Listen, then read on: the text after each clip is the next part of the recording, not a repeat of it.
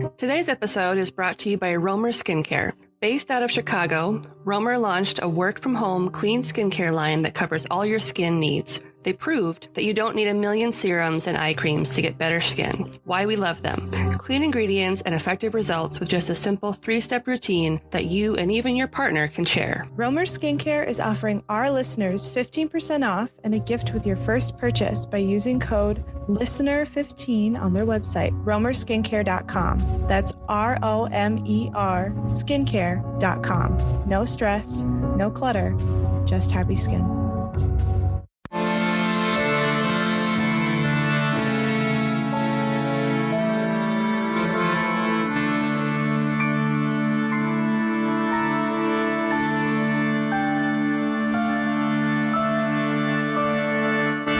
Hello, and welcome to Ye Olde Crime, where we discuss the funny, strange, and obscure crimes of yesteryear. I'm your host, Lindsay Valenti, and with me, as always, is my sister and co-host, Maddie Stengel. Hello. Hi. How's it going? Good. Welcome to our first episode of 2021. I feel like I'm just waiting for the ball to drop. I know. I'm just waiting for the other shoe to drop. I know. And then for them to be like, watch out, there's a horde of angry Yetis that are going to come and dismember your family. Right. Remember murder hornets? Now it's murder Yetis. Right. Like a nuclear winter is headed our way or some shit. Yeah. Everybody's like, 2020 was in the past. Everything will be so much better in 2021. And I'm like, I feel like things didn't get better till 1921. For the 1918 pandemic. So yeah. Don't count your chickens, folks. I'm just, it's okay to be hopeful, but like, don't be ignorantly hopeful and continue to like not use masks or wash your hands or decide that in the new year you can suddenly be social again and spread super gonorrhea. Just be careful. We love you. Stay inside. So we're going to start 2021 as if it's still 2020 by talking about a very dark subject called the Black Hole of Calcutta. I am like super intrigued, but also mildly horrified. As you should be. I don't know if I want to know, but I don't have a choice. You're stuck here. Sorry. It's better than cannibalism. This is true. But... This is true. All right. So information for this episode was pulled from the following sources. A 2019 ThoughtCo article by Callie Shapansky, a 2006 History Today article by Richard Cavendish. This is a really long ebook called A Genuine Narrative of the Deplorable Deaths of the English Gentlemen and Others Who Were Suffocated in the Black Hole. Wow. Spoiler alert. So yeah, that's a horrible death. Yep. Cool. Great. Atlas Obscura, Britannica.com, thelatinlibrary.com, and Wikipedia. Okay. And links to all these articles will be included in the show notes. Here's your next book report, kids. Have fun reading.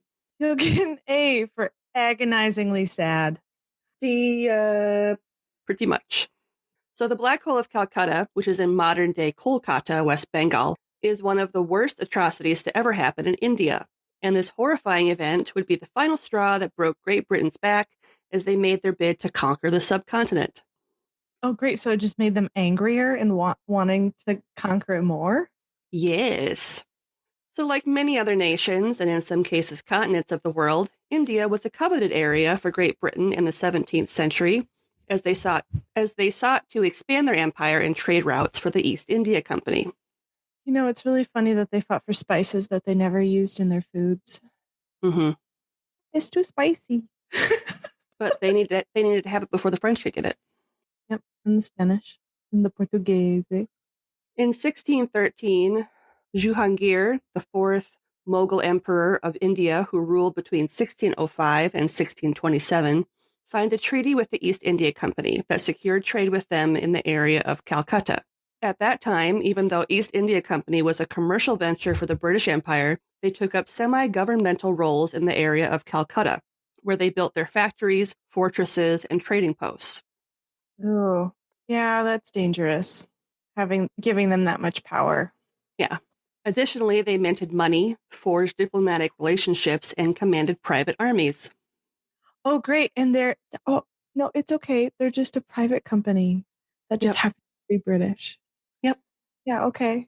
We're just a bunch of privateers. We're not doing anything. We're just creating a military. It's fine. Yep. In a fortress so you can't get in. Like, just buying and selling stuff. No big deal. Yep. During the 1600s, Britain and France were competing commercially in India. So after establishing a port and trading post at Calcutta in 1690, the British built Fort William in order to guard and defend it against the French. I don't think you need to worry about just the French, but sure. Yep. And also, like, Fort William is not a threatening name. No. I'm just kidding. Because, like, Willie, my dog. Fort Willie. Like, no. Yeah. Built in 1696, Fort William was constructed under the order of Sir John Goldsborough after he received permission from the Mughal Emperor Aurangzeb, the sixth Mughal emperor and the most prominent ruler of India for 49 years. Fun fact, he was a zealous Muslim who hated Hindus with a passion. Great! Ooh, we love an internal conflict, don't we? Yes. Right, Catholics and Lutherans. Am I right? Methodists just like eating food. We are one of them. Yes. Can confirm. Go Methodists and casseroles. So led by Sir Charles Eyre, the construction of the fort took 10 years to complete, and the fort itself was named after King William III, who was the reigning British monarch at the time in 1700. Okay.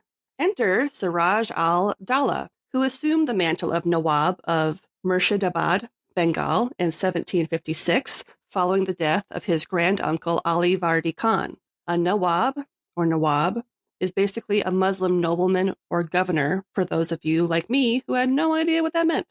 Right. I totally know what that means. And that's common knowledge. They teach us that in school.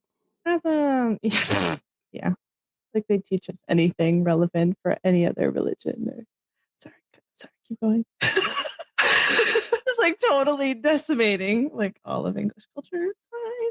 Well, Siraj understandably was not cool with the English and their influence in his province, so he decided to do something about it. What? He didn't like people who were different than him? Not just the Hindus? What?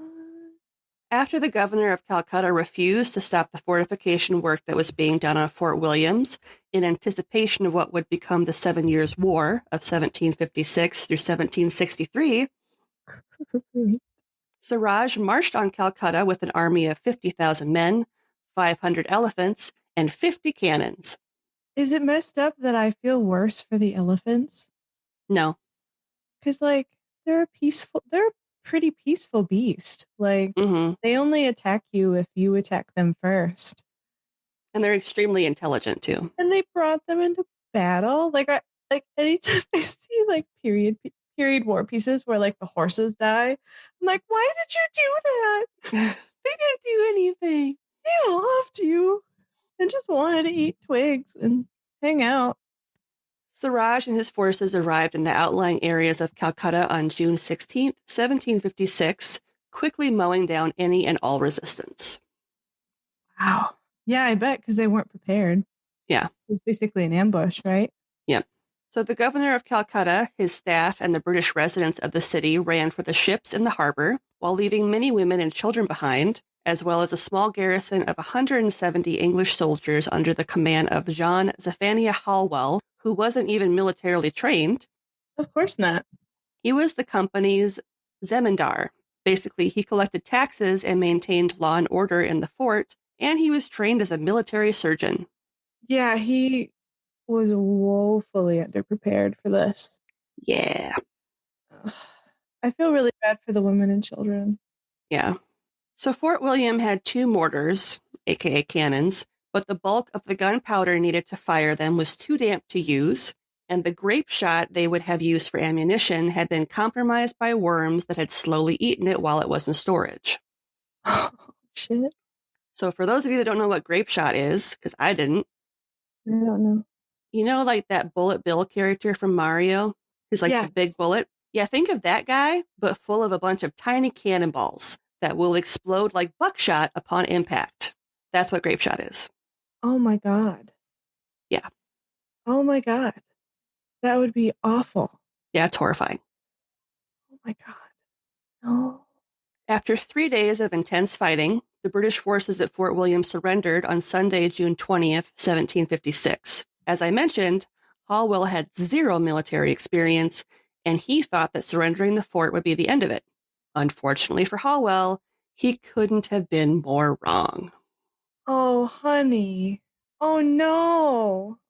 Oh, you can't think that people who attack you just randomly with, what was it, 500 elephants? Yeah. Is just going to be like, thanks for letting us win. Bye. Yeah.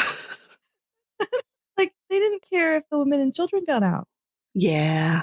Yeah, they're not going to care about you, buddy. I'm sorry. After Siraj assumed control of the fort and renamed it Alinagar, he met with Hallwell and he assured him, quote, on the word of a soldier, end quote, that no harm would come to the British. 146 British prisoners, including Hallwell, 2 women, and several wounded soldiers, were then stripped naked before being herded at sword point into the fort's quote-unquote black hole at 8 p.m., which was a small cell that was intended for minor offenders.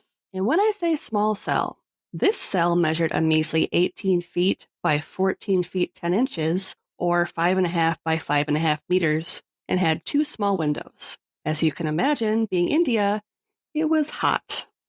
Yeah. Isn't it usually like a dry heat too? No.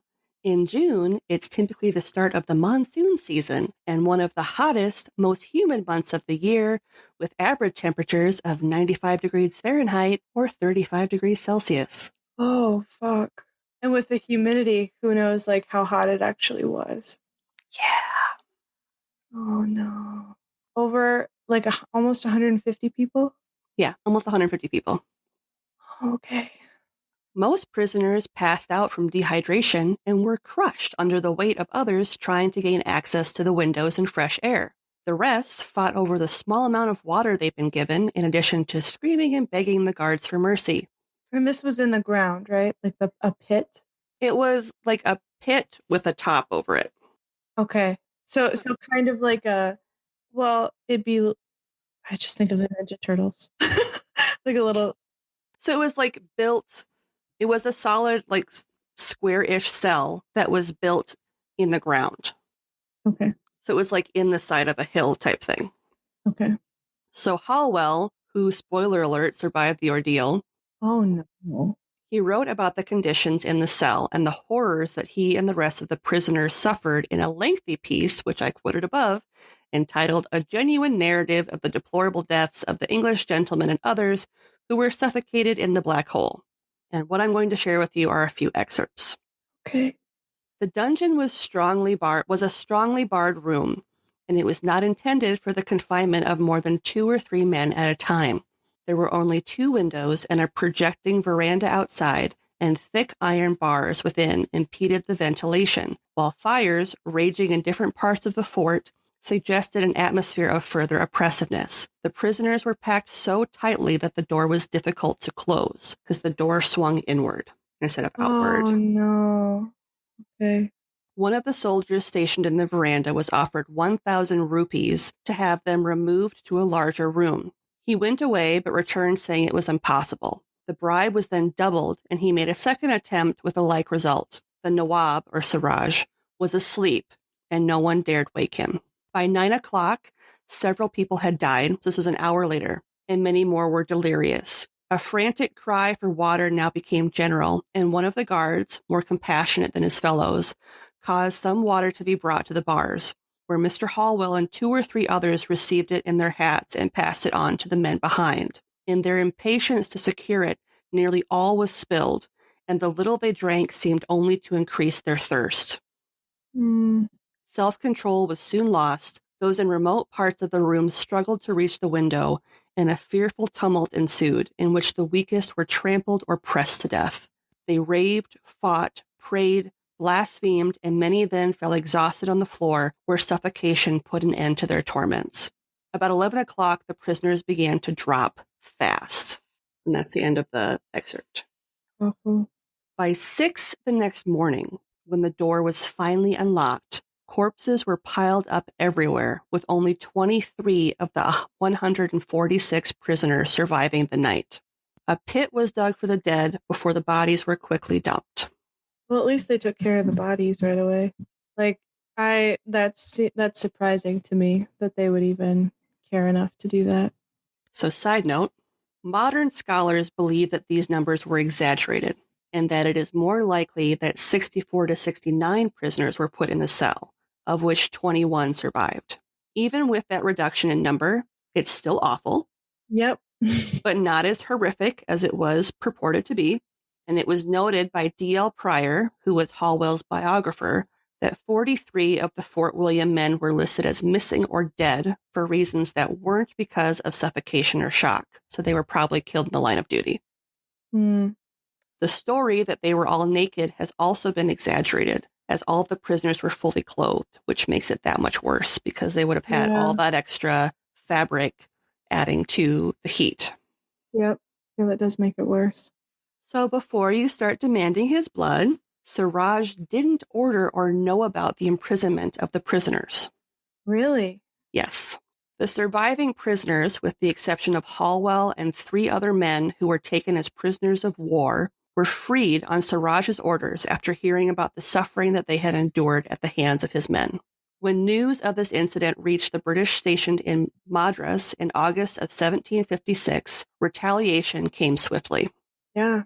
Lieutenant Colonel Robert Clive took his troops, along with a group of local Indian allies, and retook Fort William and Calcutta in January of 1757.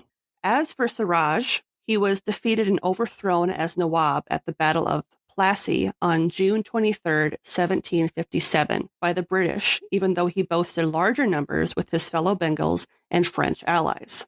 Lieutenant Clive's forces of 3,000 men took down Siraj's force of 50,000. Whoa. Siraj fled to Murshidabad, where he was executed by his own people before his body was tossed into the river. Yeah. I mean, during that time, and actually during times of war, the leader would usually be the one, like the reason that they failed. So that makes sense. That like they would just kill him because he failed and got so many others killed. Yeah. And technically started it. Yeah.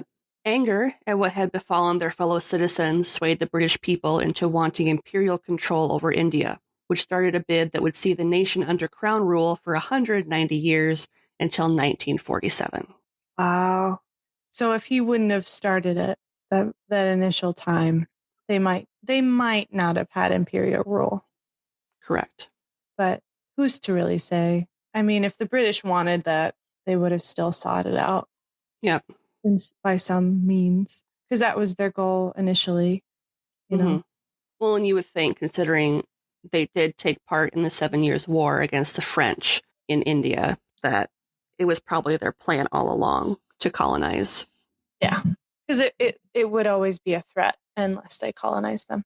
Yes. And it was too much of a cash cow. Yeah.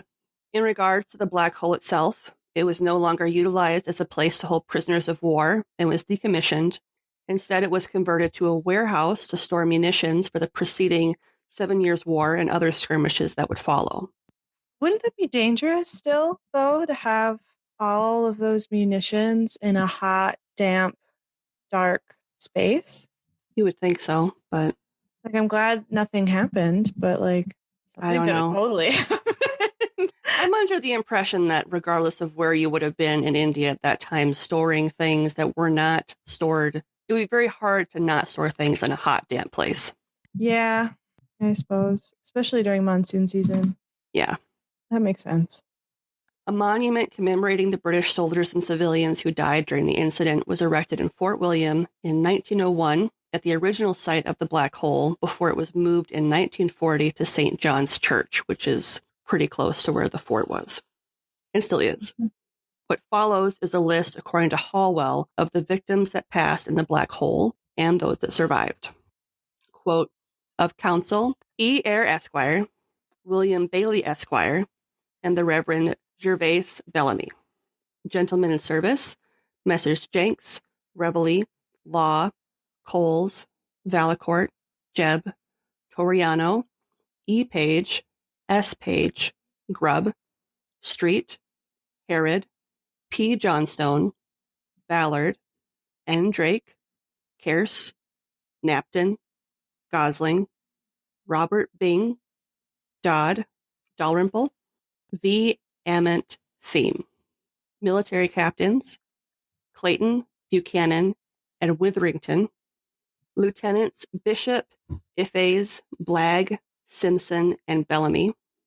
Ensigns Packard, Scott, Hastings, C. Wedderburn, and Dumbleton. Dumbleton, what a name. Right? Sergeants in company, Sergeant Major Abraham, Quartermaster Cartwright, and Sergeant Blue. Sea captains, Hunt, Osborne, Purnell. It's noted that he survived the night, but he died in the morning. Yeah, that's a bummer. Messrs. Carey, Stevenson, Guy, Porter, W. Parker, Cocker, Bendel, Atkinson, Leach, and there are a couple that he didn't list. And the list of the men and women who survived their imprisonment in the Black Hole include Messrs. Hallwell, Secretary Cook, Court, Lushington, Burdett, Ensign Walcott, Mrs. Carey, Captain Mills, Captain Dixon, Mr. Moran, John Meadows, and 12 military and militia, which included blacks and whites. But of course, their names couldn't be included. Oh, yeah. No, screw them. What were they defending? Their people? Ugh, gross. No one needs to know who they are. Nope. Awesome. And to close out the story, to go on a bit of a tangent, even though this was a real event and people did die, there are many who believe that the Black Hole of Calcutta was a scam that was inflated by Hallwell and others in the British Empire to justify colonizing India to push out the French and their trade influence on the nation. I mean, we've heard it before. Yeah.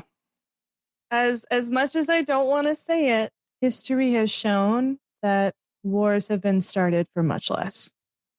Yeah. So, as much as I mean, I'd like to believe that it didn't happen because it sounds really horrible. Mm-hmm. But at the same time, it could have very well happened. Yeah, I just can't see someone blatantly saying that a large number of people died and naming them by name. Mm-hmm. You know what I mean? Like, I just can't see that being a thing. Yeah. That would take balls to do that. Yep. So. But as people who are like that high up in leadership, known for conquering and taking over stuff for less. Mm-hmm. I don't know. I can see it. I can also see it as being like an excuse, like something much more minor happened. Yeah. And them still blaming it. Like, I'm in agreement with the scholars who believe that the number was much less, mm-hmm. and that it was inflated to justify and sort of rally people behind it. Like, oh my God, all these people were shoved into this room. We have to retaliate because they're savages. Yeah. You know, like. Yep. I mean, that's what they were doing for years, like with the Native Americans in America. Mm-hmm. You know, like the first people of America, they said that they were savages and mm-hmm. terrible and used that as an excuse. And even though we separated, we perpetuated that idea too. So, yep. White people. We like to cause all the shit. Super fun.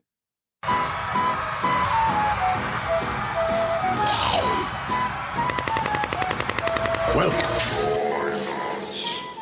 Hey everyone, I'm Michelle. And I'm Tom. And we are Apocalypse in Review. We're a comedic podcast that rates and reviews movies in the apocalypse genre. We run a synopsis, play some games, and also have commentary from us watching the movie. Dun dun dun. He did. If you enjoy movies and lighthearted podcasts, come check us out on your favorite podcast platform. Thanks for listening.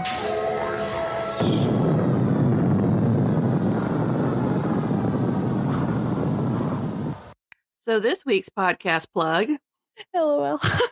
LOL, to transition to something a little bit better, is the podcast Apocalypse in Review. Very fitting. Right? I thought so. Yeah, good choice. So Michelle and Tom are a hysterical couple, and they watch apocalyptic movies where they will kind of they'll read you the synopsis of the film, and they'll go through and critique like what it was about, and they come up with kind of fun games to talk about the game or talk about the movie. Okay. Like they do things like give eulogies to some of the characters that died in the movie and things like funny. That. Okay. So I was very lucky to guest on their show last year, and we discussed the movie Pompeii. Okay. Which was a hot piece of garbage. Yeah. Not a defining moment in cinema. No. That's for sure. And I'll include a link to that episode in the show notes because it was really fun and funny to discuss that movie with them. I bet. But yeah, if you like to hear about apocalyptic movies, both good and bad, I would highly recommend you check out their podcast. And we will include a link to their podcast in the show notes. Awesome. And this week's question comes from Amanda of the Terrible People Doing Terrible Things podcast. Also fitting. Super fitting. Yep. If you were reincarnated and had to choose between coming back as a 3-legged cow or a 2-headed pig, which would you choose and why? I would choose to be a 3-legged cow in India because it would probably symbolize some sort of luck and perseverance. And they don't typically eat cows. They worship them. And so I just have like a really cool life hanging out with my 3 legs, getting like flowers every now and then and like eating stuff and like getting pets. Because like pigs generally have a terrible life no matter what. See, and that's interesting because I would choose to be a 2-headed pig because I'd be so weird looking that my chances of being butchered would be highly reduced. And I would instead become a bit of like a sideshow attraction. Okay. Which I'm okay with being a freak. So it'd be kind of fun to see what life like a 2-headed pig would be. Yeah. I feel like I'd be kind of like Wilbur, where I'd be some pig and I would travel to county fairs and be well taken care of. I can see that. And if I was reincarnated today, I would be so famous on Instagram. You would.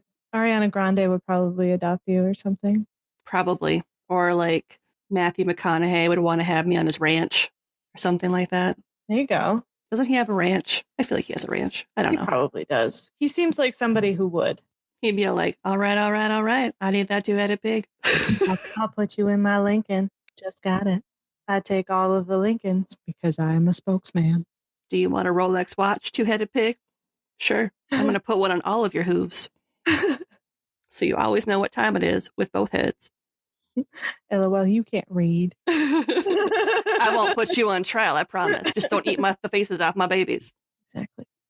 I'll make sure that you're fed, well fed, so you don't try to turn on me and my children. Well, it's interesting that we chose different ones. I know. Funny. All right. What's something good this week that you'd like to share? My something good this week. So it's kind of a mixed bag actually, because I will be moving soon, but I will be moving back home. I have a few things that I have to take care of financially that makes me not able to live in the cities anymore, but it's all good. Like, it's not a bad thing. One good thing that came out of it was I was actually able to see you and hang out with you for most of a day because you were helping me move my precious plants. And it was really funny because I have I have an embarrassingly large amount of plants. And what's funny is it's really not that much, but when you put it all in a Honda Pilot, there's a lot. And it was just kind of nice because we saw mom and dad for a little bit, and mom seemed kind of excited to take care of my plants, which I thought was kind of cute before I get there. So it's kind of it's one of those things that's like, it should be a bummer, but I can't bring myself to think it is because I feel really lucky that I'm able to fall back on someone and save up money so that I can take care of some medical stuff that I need to take care of. Have money do it. Well, and it's something too where like at this point in time, because of the pandemic, because you are working remotely, it's justified because you don't have to go into the office, you're able to take advantage of this time. And it's something where like I'll definitely have to move back to the cities this summer when we're back in session, when we have to go back to work. But it would be really foolish of me to not take advantage of this and use like all of my rent money towards medical expenses. So I'm not further, in debt for it. Because fun fact, living with a chronic illness, you can't just like not take care of medical expenses. Yeah. You're going to have them forever, despite your really awesome insurance. So, yeah, I think as frustrating as it will be to kind of finish moving and getting everything done, it'll be a good move. Yeah. And it'll be really nice to have a little bit of a break financially. So that's my good thing. I got to see you. Yeah. What's your good thing? My good thing is the day that we're recording this, so January 3rd, my second podcast venture, Pineapple Pizza Podcast, has officially launched. Woo!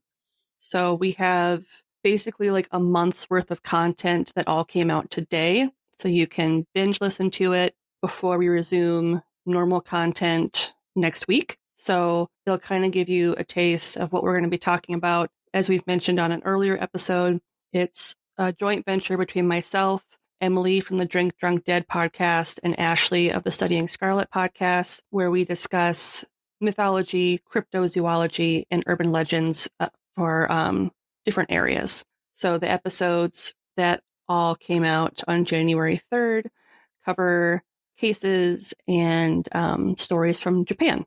Nice. And we also each month are going to be having a guest on. So we had Chris from the State of Fear and What the Suck podcasts as our first guest for January. I highly recommend you check it out. You can find it on pretty much all of the podcasting platforms.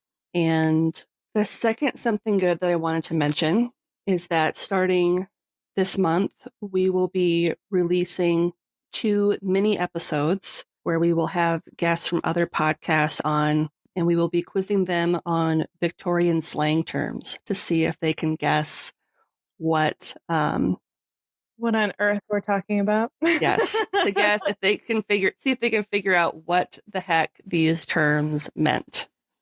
So awesome. I'm thinking we'll release them on every other Saturday. So that'll give you a little something to snack on a couple times a month as you're waiting for our weekly Wednesday episodes to drop. Awesome. Yeah, I think that's great. I think it'll be fun. I've already got some people lined up who are interested in doing it. So cool. It'll be good. Shall we? We shall. You can find us online at yieldcrimepodcast.com. We're also on Twitter at yieldcrimepod and on Instagram at yieldcrimepodcast. You can email us at yieldcrimepodcast@gmail.com. We're here. Just, hanging out. We respond to every email we get, so true. Don't feel like you can email us and then we're going to ignore you. We won't ghost you. Gross. Who are you? A great way to support the show that's free would be to leave a 5-star rating and review. I would like to start reading some of them on the show. So the first one I am going to read is one that we just received. And this is from Aaron623 on Apple Podcasts. And they say, making historical crimes interesting. 5 stars. I stumbled upon this podcast and it is now one of my favorites. I love learning about historical crime while feeling like I'm talking to my girlfriends and not a history lesson. I 100% recommend if you like to laugh and learn at the same time. That's so nice. Thank you, Aaron. That's really nice. That just makes me feel great. If you would like to support the show, we, as of this year, started a new tier on Patreon. So you can enjoy ad-free content for as low as $1 a month, which is a pretty sweet deal. That is a sweet deal. We also have a Buy Me a Coffee And we have a goal on there for 2021 where we're trying to raise $500 so we can purchase new audio equipment to further improve your podcast listening experience. Mm-hmm. So if you would like to make a one-time donation to help us achieve that goal, you can do that on Buy Me a Coffee. And lastly, you can purchase merch on our TeePublic. The winner of the contest was Ye Old Crimers for What You Guys Want to Be Called. And by the time this episode drops, a new merch design will be live. Awesome. That being said, as always, I'm Lindsay. And I'm Maddie. And we'll see you next time with another tale As old as crime.